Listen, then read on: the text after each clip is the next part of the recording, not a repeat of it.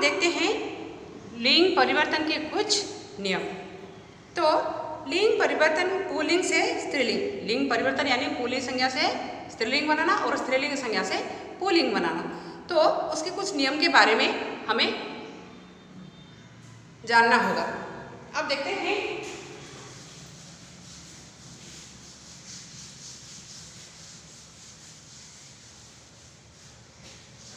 तो पुल्लिंग संज्ञा से स्त्रीलिंग संज्ञा।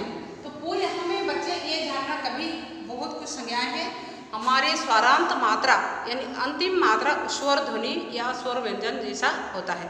जैसे अब देखो मेरे साथ, मुझे ध्यान देकर मैं जो कहती हूँ उसे सुनो। जैसे मानव, नर और देव, अमर, ये सब कहने से मानव यानी व अ, ये स्वरांत मात्रा उसका अ आता है। तो ये अस्वरांत मात्रा या अकारांत मात्रा उसे कहा जाता है। क्या कहा जाता है? अकारांत। तो अकारांत मात्रा क्या है? मानव। क्या है? मानव। देव, दानव और नर, बालक। ये सभी संज्ञाएं उसका अंतिम अ में होता है। इसका अंतिम ध्वनि अ होने के कारण उसे क्या कहते हैं? अकारांत पुल्लिंग संज्ञा। क्या कहते हैं उसे? अकारांत पुल्लिंग संज्ञा। अब बोलो उसे क्या कहते हैं? ये सब अकारांत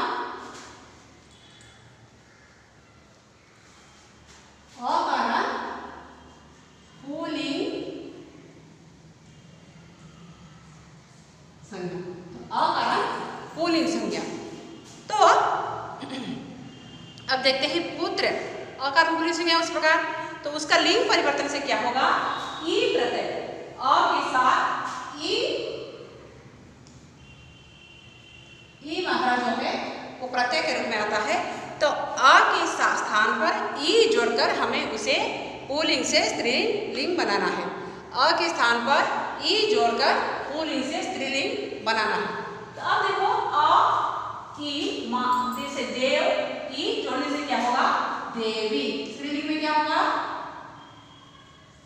देवी। ये सब स्त्रीलिंग संज्ञा और ये सब पुल्लिंग संज्ञा।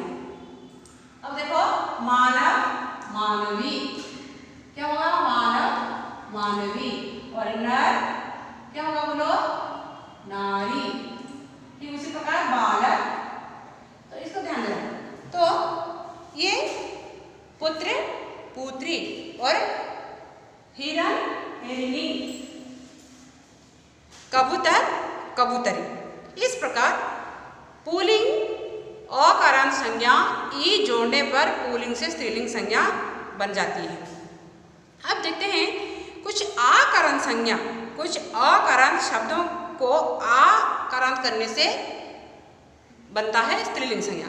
कुछ अकारांत पुल्लिंग संज्ञा को आकारांत करने से, जैसे तनुज।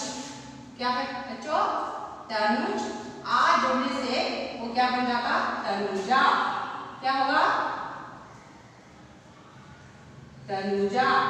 और किस प्रकार लेख, छात्र, छात्रा, शिष्य, शिष्या, सूत, सूता, अनुज, अनुजा, श्याम, श्यामा।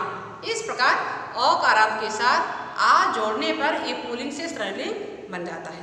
अब देखते हैं कुछ शब्दों के अंतिम अक के स्थान पर ई का जोड़कर, कुछ शब्द के अक के स्थान पर ई का जोड़कर, जैसे बालक,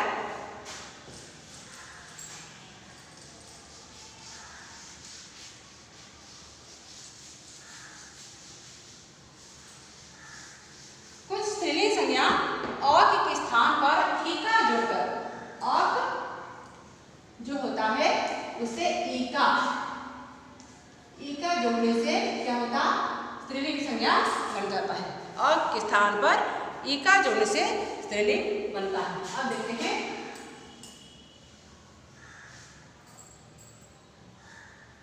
ई का, जैसे बालक,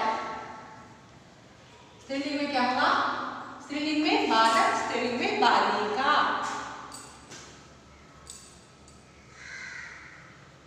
गायक,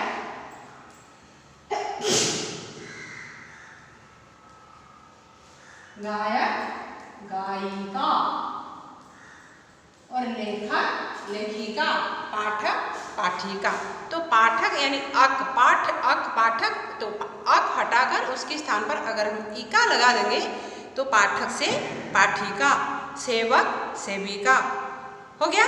तो ये था अक के स्थान पर इका प्रत्यय जोड़ने से पुल्लिंग से स्त्रीलिंग संज्ञा बनता है। अब देखते हैं आकारांत शब्द में कभी ई जोड़कर या कभी इया जोड़कर आकारांत जो है स्वरांत मात्रा आकारांत होता तो उसके स्थान पर आकारांत के स्थान पर इका या अक या इका जोड़कर हम स्त्रीलिंग बनाते हैं। जैसे आकारांत शब्दों में कभी कभी ई और कभी कभी इया, आकारांत शब्द में कभी कभी ई और कभी इया। जैसे घोड़ा, घोड़ी, आ से ई बना, घोड़ा, घोड़ी, लड़का, लड़की, बच्चा, बच्ची। और इया जैसे कुत्ता, कुतिया, बूढ़ा, बुढ़िया, लोटा, लुटिया। इस प्रकार आकारांत मात्रा आ से क्या बनता, ई और इया जोड़कर स्त्रीलिंग संज्ञा बनाते हैं। अब देखते हैं व्यवसाय बोधक या जातिवाचक या आकारांत शब्दों में इन जोड़कर व्यवसाय, जाति या आकारांत संज्ञा इन जोड़कर स्त्रीलिंग बनता है, पुल्लिंग से स्त्रीलिंग बनता है। जैसे लुहार, इन जोड़ने से लुहारिन। और कहार, इन जोड़ने से कहारिन। बाघ, इन जोड़ से बाघिन। पंडा, पंडाइन। सांप, सांपिन। और धोबी, धोबिन। तो ये था अकारांत संज्ञा, जिसे जो आकारांत संज्ञा से व्यवसाय बोधक या जातिवाचक या आकारांत शब्दों में इन जोड़कर स्त्रीलिंग संज्ञा। अब देखते हैं वान से बान या मान के स्थान पर बत्ती या मत्ती। बान या मान के स्थान पर बत्ती या बत्ती। जैसे धनवान और बान हटाकर उसके स्थान पर अगर हम बत्ती लगा देंगे तो वो होगा धनवती। बलवान, बलवती। ठीक उसी प्रकार श्रीमान, मान से मान हटाकर मती लगाएंगे तो क्या होगा, श्रीमान से स्त्रीलिंग में श्रीमती। आयुष्मान, आयुष्मती। बुद्धिमान, बुद्धिमती।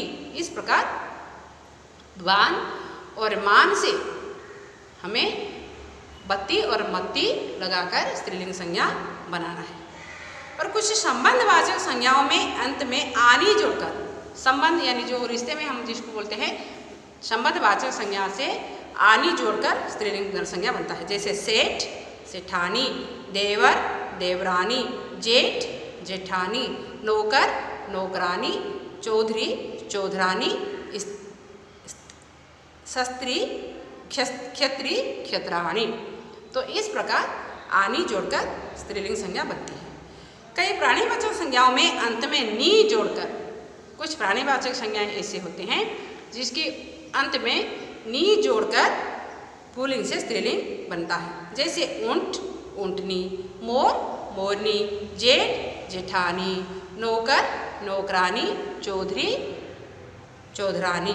और सिंह, सिंहनी। शेर, शेरनी। सियार, सियारनी। तो ये इस प्रकार था। और कुछ शब्दों के अंत में आइन जोड़कर, कुछ शब्दों के अंत में आइन जोड़कर पुल्लिंग से स्त्रीलिंग बनता। जैसे बाबू, बबुआइन। बाबू क्या होगा, बबुआइन। ध्यान रखो बाबू जब स्त्रीलिंग में बदलता है तो बाबू से बबुआइन। और पंडित, पंडिताइन। गुरु, गुरुआइन। लाला, ललाइन। लाला क्या होगा, ललाइन।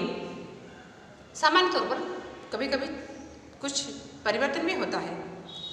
अब देखते हैं कुछ पुल्लिंग शब्दों के स्त्रीलिंग शब्द बिल्कुल भिन्न शब्द होते हैं, बिल्कुल भिन्न। जैसे पुत्र ना, एक किसी आ या ई कोई भी प्रत्यय नहीं, उसका स्वतंत्र भिन्न शब्द है पुत्र। कन्या, बेटा, बेटी। और पुत्र का कन्या, पुत्री, बहू भी हो सकती है। वर, वधु, पुरुष, स्त्री, पिता, माता, बाप, माँ, भाई, बहन, राजा, रानी, ससुर, सास, मर्द, औरत और बैल, गाय। इस स्वतंत्र रूप से पुल्लिंग से स्त्रीलिंग बनता है। और किस देखते हैं कवि, कुछ ऐसे भी संज्ञाएं होते हैं, कवि, कवयित्री और युवा, युवती, विद्वान, विदुषी, दाता, दात्री।